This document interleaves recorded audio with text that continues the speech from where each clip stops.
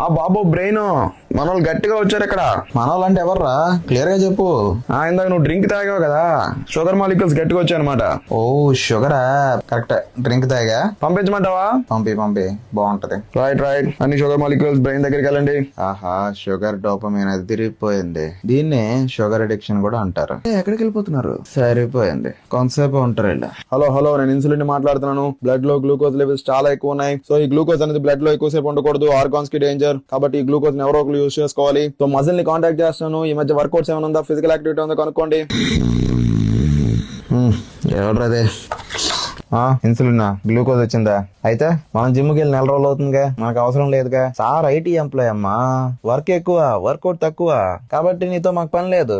Okay, తోసే ఆ liver గడికి తోసే, ఆడే చూసుకుంటాడు, మమ్మల్ని పడుకొని పనే లేదు మాకు. అబ్బా, ఇంత లోడ్ కాడే నా వల్ల కాదురా బాబోయ్. రే మళ్ళీ గ్లూకోజా? రే ఆడు మనిషా మానవ మృగం అన్నాడు. ఇప్పుడే మండి బిర్యానీ తిన్నాడు, మళ్ళీ థమ్స్అప్ కావాలి ఆడికి. చెప్పాడికి స్పేస్ లేదు, క్రియేట్ చేసుకున్నాను. దాన్నే బెల్లీ ఫ్యాట్ అంటారని చెప్పాడికి.